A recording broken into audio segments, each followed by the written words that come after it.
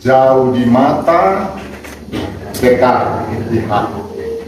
Ungkapan jauh di mata, dekat di hati ini mau katakan kepada kita betapa kedekatan itu sangat penting. Dekat satu sama lain itu menjadi kekuatan.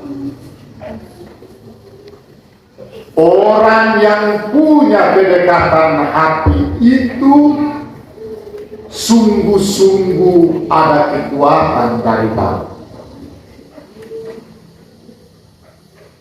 Maka jarak yang memisahkan tidak akan mampu membuat mereka berpisah satu sama lain. Justru karena hati menyatu, makin jauh kerinduan itu makin kuat.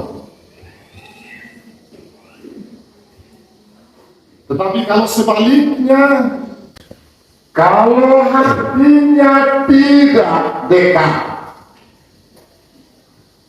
hatinya tidak bersatu, maka dia tinggal di dalam rumah setiap hari. Loi mek na loi kan ke air, dengan panas setiap hari. Di dalam rumah ini macam api terus. Kata-kata yang di luar datang ini oleh perang antara Israel dan Iran. Kalau ini kan Vepa ini tidak kasih hati, tidak hatinya menyatu. Kalau di dalam rumah saja sudah begitu, apalagi dia pergi neraka.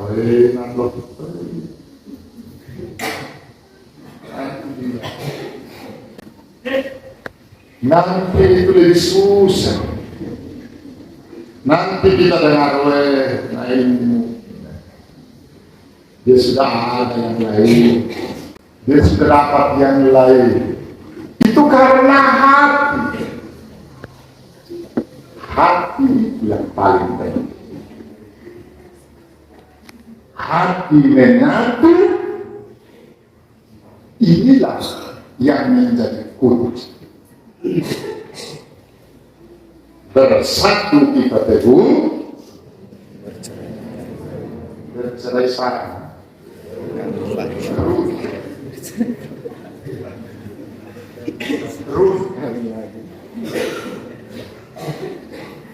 Runtuh kalau masih hidup baik, meruntuh itu yang langsung baik. Ini yang harus. Yesus tadi omong, Yesus menyebut diri sebagai pokok anggur, pohon anggur. Kalau kita lihat pohon anggur, ada yang sudah melihat pohon anggur itu kita lihat. Yang dari pokok itu yang batang besar itu. Sedangkan yang lain itu hanya ranting-ranting, cabang-cabang kecil. Ada cabang utama, ada cabang yang tidak utama. Cabang utama itu biasanya dibiarkan supaya kemudian ranting kecil-kecil tumbuh lagi, supaya dari situ dia akan muncul. Tapi pokok itu yang intinya itu, mau cabang sebesar apapun, apalagi ranting, dia kalau tidak menyatu dengan pokok ini, yang inti ini, yang pohon ini, palsu. Percuma. Percuma apa? Pertama tidak berbuah dan membuat makan ongkos istilahnya. Punya pada buat tapi makan ongkos, ya makan terus hari ini, kita makan terus hari pokok. tapi dia tidak pernah menghasilkan buah, dia pakai ongkos namanya. Membuat rugi namanya. Itu artinya apa? Semua kita yang menyamakan diri orang Kristen, pasti kita ada di dalam Kristus. Karena kita telah dibaptis di dalam siapa nama Tuhan, yaitu Tuhan yang dimana Allah Bapa, Allah Putra, dan Allah Roh Kudus. Sudah, tidak. Kita ada di dalam Dia. Tapi Tuhan bilang, ada ranting yang tidak berbuah.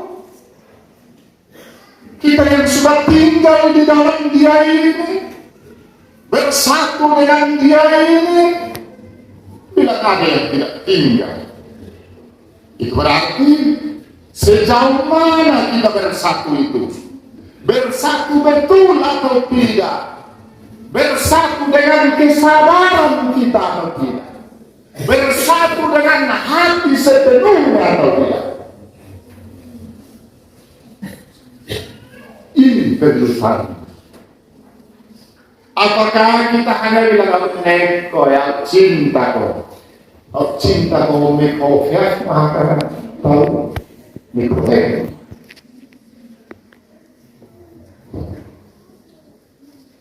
Yohanes dalam bacaan kedua tadi dia bilang, mengasihi hanya dengan kata-kata itu omong kosong.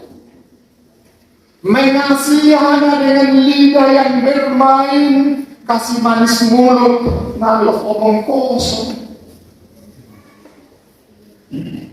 Mengasihi harus dengan perbuatan. Oh maka cinta kau amat, akhirnya cinta kau mati.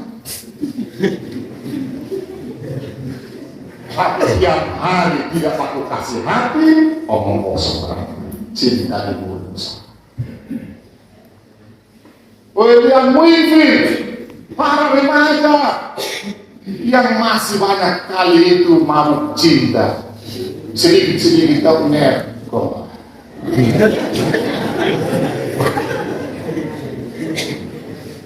Itu gombal, itu hanya main mulut. Hati belum. Baru berpacaran tapi dia sudah larang itu pacaran. Kau tidak boleh jalan dengan itu. Kau jangan sempat. Kau jangan ini meracau. Itu. Tidak itu. Pacar sesudah itu apalagi menikah. Itu nanti engkau terpuruk, penjara mati pun. Orang itu lebih cepat menjauhkan diri dari dia.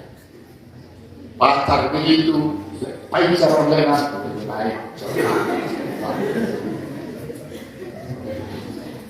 Baik cara lebih baik cepat putus. Lihat ya.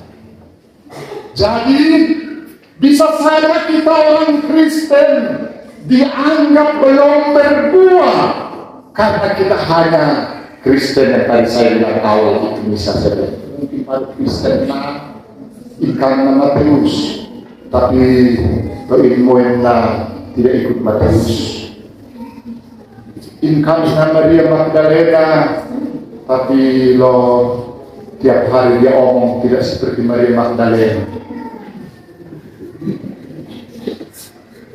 Karena Petrus Canisius ente 2 sama. Ada yang mungkin ya ayat teman-teman kita dari Protestan, ada yang bilang Yesus sudah terus. Yesus sempang karena terus ente terus ini salib. Tapi dia hidup tidak menunjukkan bahwa dia Kristus. Dia tidak peduli. Dia hanya hidup begitu saja. Lalu nanti dia datang kamu bilang, saya tidak di gereja, sama saya tidak pernah kasih seseorang. Oh berarti kau benar sudah kan? Saya ini biar tidak ikut doa tiap malam, kamu yang doa kelompok, kamu rajin, kamu baku pukul terus. Nah saya tidak ikut doa, saya tidak pernah baku pukul dari orang. Jadi yang sudah benar, jadi tidak usah doa lagi, ya.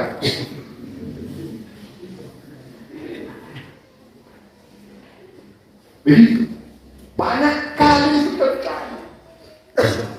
Menyatu bersatu dengan pokok itu terjadi kalau omong ini terus menerus. Orang bilang bangun komunikasi yang intensif. Berarti bicara dengan Tuhan terus menerus, doa terus menerus, membuat hati kita akan menyatu, dekat, lengket dengan Tuhan. Kalau orang demikian, jangan pikir karena dia doa kuat, dia ke gereja rajin, jadi kamu jangan olah bilang, dia mungkin kalau ada yang kacau terus, justru di sini makin dekat, makin diuji. Jangan bilang karena dekat dengan Tuhan jadi dia aman-aman. Tidak akan ada ujian. Karena tadi bilang apa? Mengasihi itu tidak ada dengan kata-kata, apalagi dengan lidah, tapi harus dengan perbuatan dan dalam kebenaran. Kalau tidak benar, sudah pasti akan berperang. Kalau tidak benar dan orang yang dekat dengan Tuhan mengiyakan itu, berarti mereka akan hidup dalam ketidakbenaran. Itu pun tidak benar-benar menyatu dan bersatu dengan pokok anggur yang ada Tuhan. Maka mari jangan anggap remeh Bapak. One, binema kakek one, tak bisa. Yang penting di dalam rumah, kalau ada salib, patung, lilin, apa segala itu berdoa, bakar itu dan berdoa. Doa dan doa, terus berdoa. Jangan sampai mimpi buruk baru mulai bakar lilin. Mimpi kasih itu kita baru mulai kita ngomong apa dan cari ini dan itu. Kalau sampai ada yang mimpi macam-macam, tanda besar di orang tidak punya kesatuan dengan Tuhan.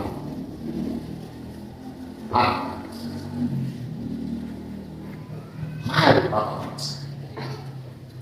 ini sangat penting dan ini menjadi kunci. Kalau kita punya hubungan yang erat dengan Tuhan yang adalah pokok kita akan juga baik hubungan kita dengan sama-sama. Tadi saya sempat bilang, satu, menyatu itu, keakraban itu, kesatuan hati itu akan terjadi kalau omong ini terus menerus. Tiap hari hidup bersama, yes, tapi juga omong terus menerus. Omong tidak pernah putus. Omong itu tidak hanya hal yang penting-penting saja, tapi omong itu juga dalam hal main gila, baku ganggu, itu juga penting. Kalau tidak omong ini, biasanya orang simpan di sini kita tidak tahu.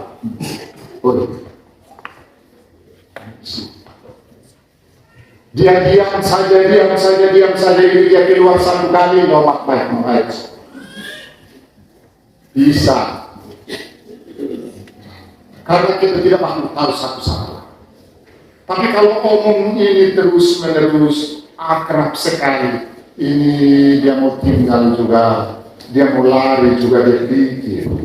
Karena nanti dia tidak apa yang lain, apakah seperti ini atau tidak. Maka mari jangan lupa Bapak. Hidup bersama dalam rumah omong-omong, Jangan sampai bilang saya mau dari luar, saya sampai setengah mati, sepanjang hari saya di kebun kerja setengah mati. Saya mau ngomong kosong lagi, saya buat waktu, saya mau tidur. Jangan buat. Oh, cerita dulu. Supaya anak-anak itu tahu bahwa yang kau adalah bapak atau yang kau adalah mama. Jangan sampai karena itu tidak pernah bercerita, tidak pernah ngomong-ngomong dengan anak. Akhirnya anak bilang, tante ini om.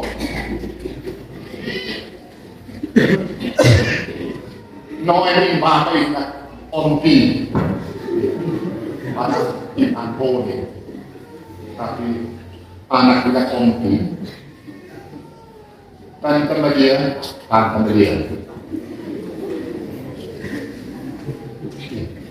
Ya. Marilah. Akulah pokok anggur dan kamu adalah carang-carang, ranting-rantingnya. Mengajak kita untuk tidak henti-hentinya, supaya membangun komunikasi dengan Tuhan dalam doa, dalam sakramen-sakramen, dan supaya kita tetap bersatu kuat dengan Dia. Dengan demikian apapun tantangan dan kesulitan, kita akan tetap kita mampu menghadapi semuanya itu, dan dengan itu pula akan mendorong kita bagaimana kita membangun hidup yang baik, hidup yang bersatu, hidup yang rukun dan baik. Haleluya.